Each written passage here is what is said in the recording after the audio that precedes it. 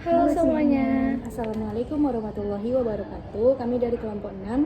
Saya Siti Rayu dengan NIM 0204223050. Saya Rafika Saira Adisi dengan NIM 0204223073. Saya Salsabila Hamdi dengan NIM 0204221005. Dan saya Sultan Haikal dengan NIM 0204223131. Kami akan menjelaskan mengenai tindak pidana dan inilah penjelasan dari kami. Baik, di sini saya sebagai pemateri pertama akan menjelaskan tentang istilah tindak pidana.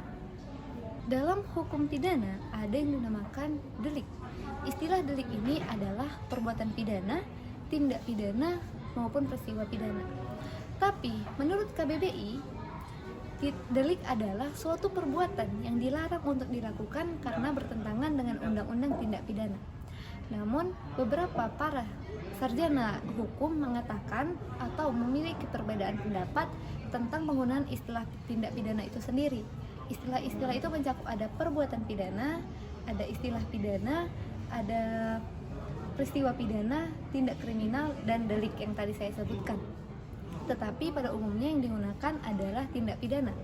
Kenapa pada umumnya yang digunakan tindak pidana? Karena banyak undang-undang yang menggunakan istilah tindak pidana daripada istilah-istilah lainnya. Contoh, ada undang-undang pemberantasan tindak pidana korupsi, ada undang-undang pemberantasan tindak pidana perdagangan orang dan sebagainya. Dari situ kita mengetahui bahwa lebih konsisten dan efisien digunakan istilah tindak pidana itu daripada istilah-istilah lainnya. Karena pada masyarakat sendiri maupun instansi-instansi penegak hukum lebih sering menggunakan istilah tindak pidana daripada istilah-istilah lainnya. Pandangan-pandangan para sarjana hukum itu dibagi menjadi dua pandangan. Pertama, pandangan monoisme, yaitu pandangan yang dikatakan strafbarkeit atau tindak pidana itu adalah perbuatan pidananya dan pertanggungjawabannya haruslah sejalan. Tetapi pandangan yang kedua mengatakan pandangan dualisme bahwa strafbarkeit atau tindak pidana itu perbuatan pidananya dan pertanggungjawabannya itu tidak bisa sejalan. Dari para sarjana hukum ini kita mengetahui bahwa istilah yang paling sering digunakan adalah istilah tindak pidana daripada istilah-istilah yang mencakup lainnya.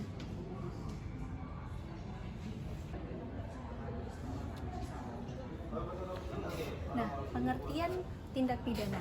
Pengertian tindak pidana adalah sebuah perbuatan yang melanggar larangan yang diatur oleh aturan hukum yang akan diancam oleh sanksi pidana. Nah, pengertian tindak pidana ini ada juga menurut para ahli seperti menurut Pompe, kemudian Van Hamel, kemudian ada Indianto, Sen Aji, dan sebagainya. Di sini saya akan menjelaskan mengenai pengertian tindak pidana menurut ahli hukum Simons. Nah, Simons sendiri merumuskan tindak pidana sebagai suatu tindakan melanggar hukum yang dilakukan dengan sengaja oleh seseorang yang dapat dipertanggungjawabkan atas tindakannya dan dinyatakan sebagai dapat dihukum.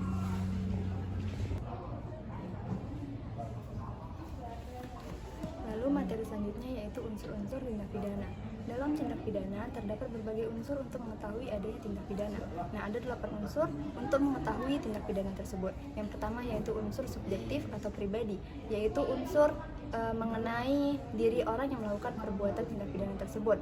Misalnya pada unsur pegawai negeri dalam delik jabatan sebagai perkara tindak pidana korupsi. Lalu ada unsur yang kedua yaitu objektif atau non pribadi, yaitu mengenai si pembuat tindak pidana tidak langsung melakukan tindak pidana tersebut.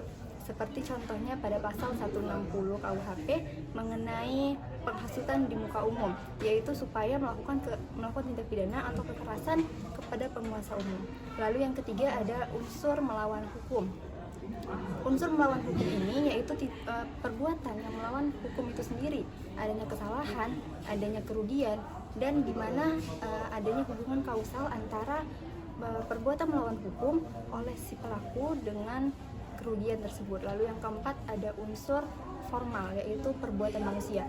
Perbuatan manusia yang dimaksud yaitu perbuatan yang dilarang dalam peraturan pidana. Lalu yang kelima ada unsur material. Unsur material ini yaitu bersifat bertentangan dengan hukum, seperti dititikberatkan kepada akibat yang ditimbulkan dari tindak pidana yang dilakukannya.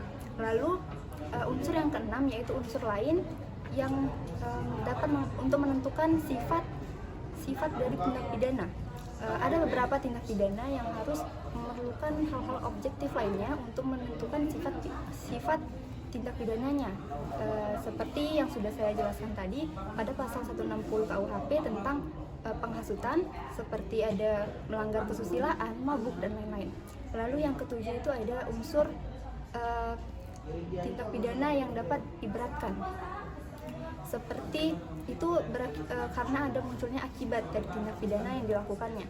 Seperti ada seseorang yang merampas kemerdekaan orang lain, dia akan diancam hukuman pidana sepaling lama itu 8 tahun. Tapi jika ia mengakibatkan luka-luka berat pada korban, maka dia akan diancam hukuman pidana paling lama 12 tahun. Lalu yang terakhir itu adalah unsur berdasarkan KUHP. Itu terdapat dalam buku 2 dan 3 KUHP mengenai kejahatan dan juga pelanggaran.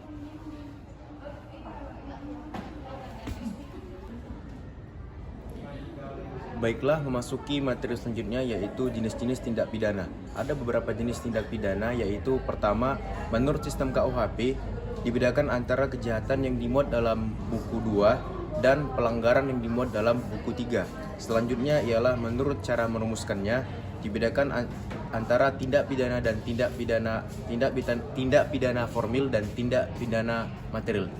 Yang ketiga, berdasarkan bentuk kesalahannya dibedakan antara tindak pidana sengaja atau dolus dan tindak pidana tidak sengaja yaitu culpa. Selanjutnya berdasarkan macam perbuatannya dapat dibedakan antara tindak pidana aktif positif, selanjutnya tindak pidana pasif negatif, dan yang terakhir ialah berdasarkan saat dan jangka waktu terjadinya, maka dapat dibedakan antara tindak pidana terjadi seketika dan tindak pidana terjadi dalam waktu lama atau berlangsung lama atau secara terus-menerus. Sekian, terima kasih. Sekian penjelasan dari kami mengenai tindak pidana. Semoga video yang kami buat ini dapat menambah wawasan kita bersama mengenai tindak pidana. Saya akhiri, wassalamualaikum warahmatullahi wabarakatuh. Terima kasih semuanya.